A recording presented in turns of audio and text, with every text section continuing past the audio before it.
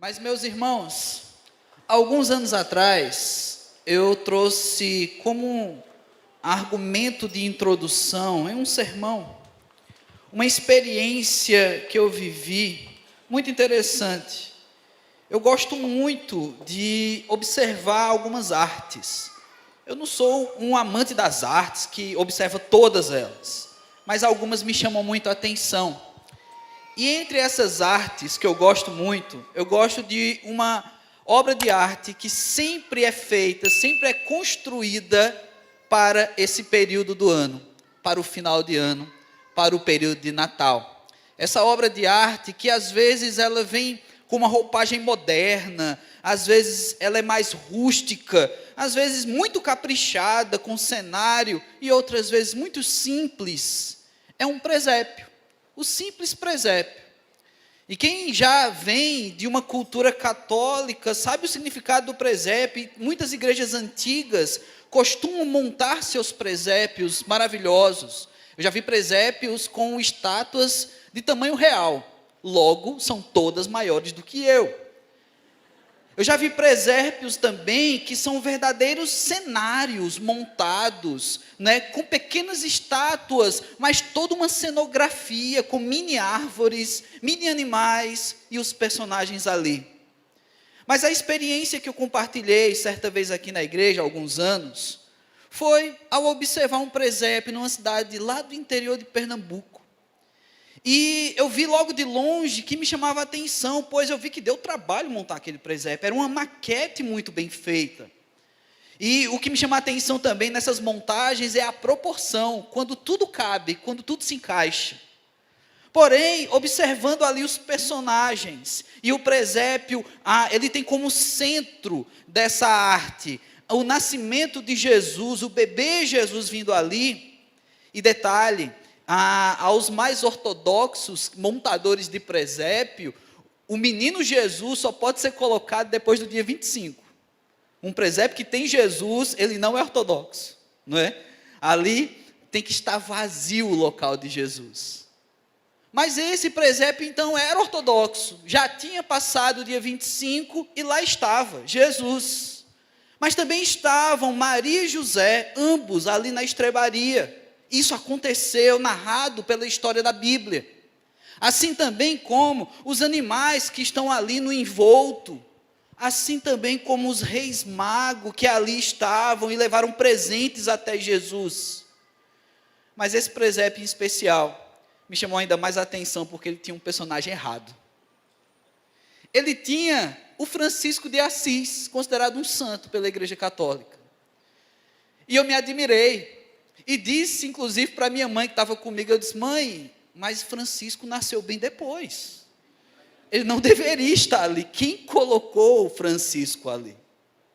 Pois é, meus irmãos, me chama a atenção a maneira como muitas vezes, no Natal, quando nós celebramos o nascimento de Jesus, nós, por vezes, corremos o risco de colocar personagens errados nesse cenário. Corremos o risco de simplesmente nos deixar invadir por tantas outras coisas, tantas pessoas, tantas situações que roubam esse brilho de Natal, que roubam o personagem central. Sabe, a palavra de Deus diz em João 10:10, um texto bastante duro, diz o seguinte: o ladrão não vem senão para roubar, matar e a destruir. Eu vim para que tenham vida, e vida é abundância. Jesus está falando a respeito do inimigo, e ele também fala a respeito de si mesmo. Ele faz essa analogia do ladrão, da perspectiva daquele que rouba, daquele que destrói, daquele que tira a nossa alegria, que nos causa medo. E muitas vezes, essa figura do ladrão narrada por Jesus, nesta parábola, ela se encaixa de maneira violenta àqueles que roubam, matam e destroem, literalmente. Mas nessa feita, eu quero te fazer refletir sobre muitos que vêm tomar o lugar de Jesus, roubando o brilho de Natal, matando o brilho que é esse tempo, destruindo os sonhos das pessoas, que muitas vezes se refaz nesse período. Sim, aquele que vem para roubar, matar e destruir muitas vezes é um personagem errado em nossas vidas, em nossos corações. Aquilo que celebramos em canções sobre o nascimento de Jesus Cristo é muito maior do que nós conseguimos cantar, narrar. Aquilo que fazemos aqui é uma tentativa de trazer o brilho daquela noite, mas com certeza foi muito maior. É imensurável, meus irmãos. É a chegada do Senhor das nossas vidas. O nascimento de Jesus Cristo foi a chegada ao mundo daquele que fez sentido a todo aquele que nele crê. Veio trazer vida e vida em abundância.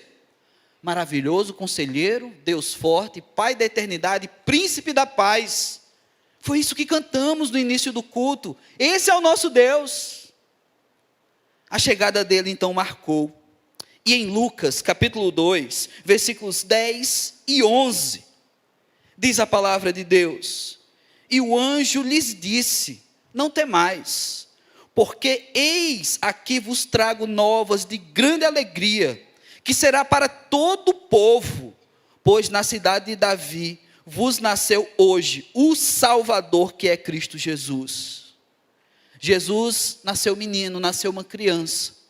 Hoje pela manhã nós compartilhamos como Jesus nos ensina, simplesmente vindo ao mundo, e depois muito mais. Porque Jesus passou pelo crescimento, ele veio como criança, e ele passou pelas fases da vida. Assim como nós temos distribuído aqui pela igreja as fases da vida. Claro que as crianças e os juniores estão lá, mas nós temos aqui nessa noite cada uma dessas fases acontecendo. Pois é, Jesus passou por elas. Mas esse que veio e nasceu como menino, o anúncio desses anjos no capítulo 2 de Lucas, para mim já diz tudo. Quem nasceu foi o Salvador. Não foi uma simples criança. Não foi uma criança que se tornou um Salvador. Não foi um bebê indefeso que era humano e depois se tornou poderoso. Não, o Salvador nasceu. Jesus Cristo já nasceu Salvador. Ele já nasceu projeto de Deus. Ele já nasceu para tirar o pecado do mundo. Tudo isso já é plano de Deus. A pergunta então que eu faço nessa noite é se esse Jesus já nasceu na sua vida. Se esse Salvador já nasceu. Você ainda está procurando um menino Jesus? Você está ainda procurando um significado em Jesus, o que Ele é para você? Ele é Salvador, meu irmão. Ele tem que nascer na sua vida como Salvador da sua história, da sua vida. Uma vez salvo por esse Jesus, nós devemos viver por Ele. E uma vez que nós vivemos por Ele, precisamos ter a maturidade espiritual, o cuidado de não deixar com que outros personagens tomem o lugar dessa cena. Sabe, irmãos, final de ano, muita gente renova os votos, sejam dos votos mais simples aos mais complexos. Seja aquela pessoa que faz o pagamento de 12 meses de academia para sustentar os funcionários, mas não vai.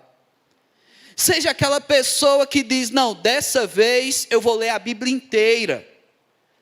E a sua marcação de leitura bíblica anual está sempre no começo.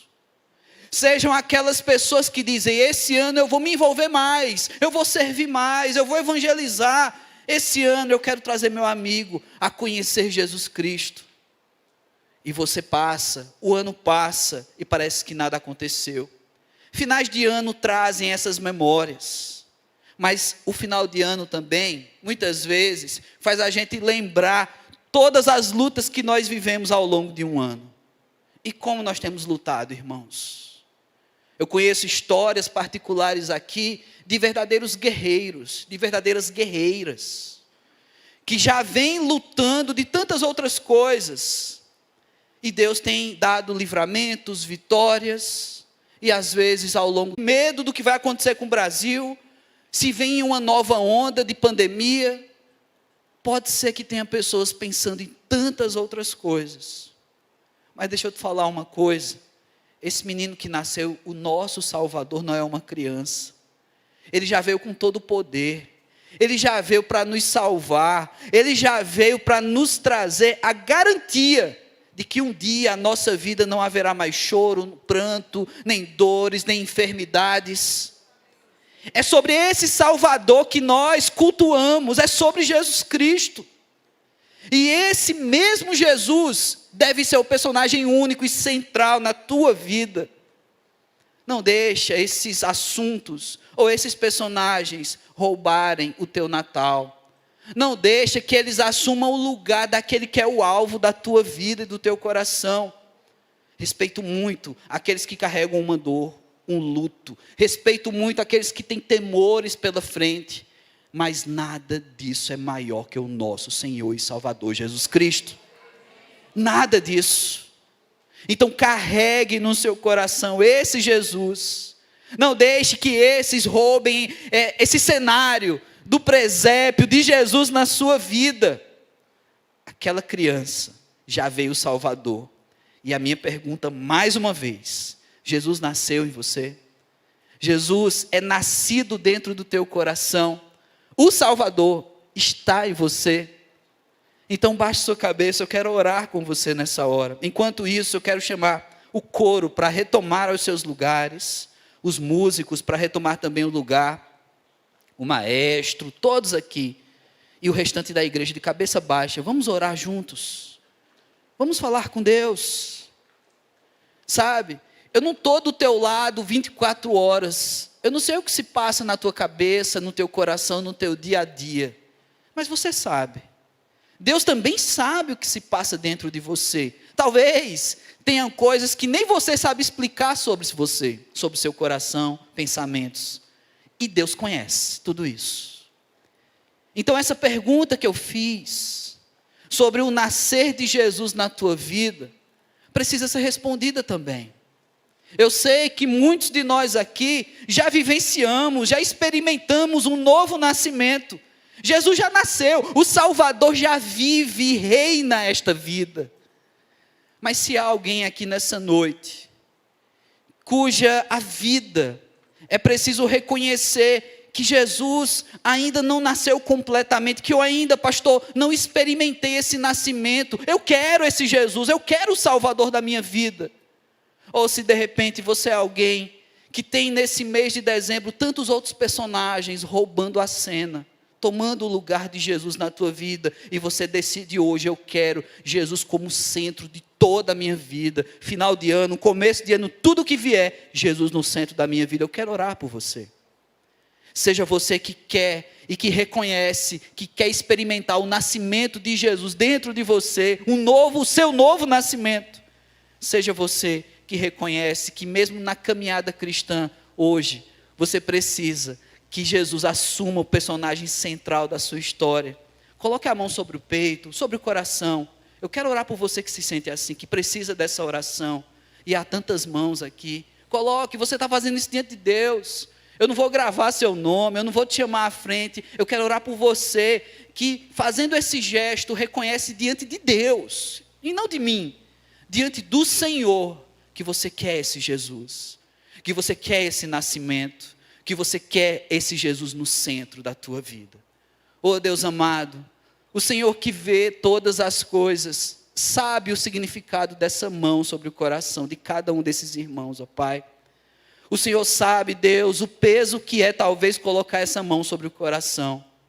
O Senhor sabe que de repente, esse irmão, essa irmã, esses irmãos estão experimentando hoje um novo nascimento.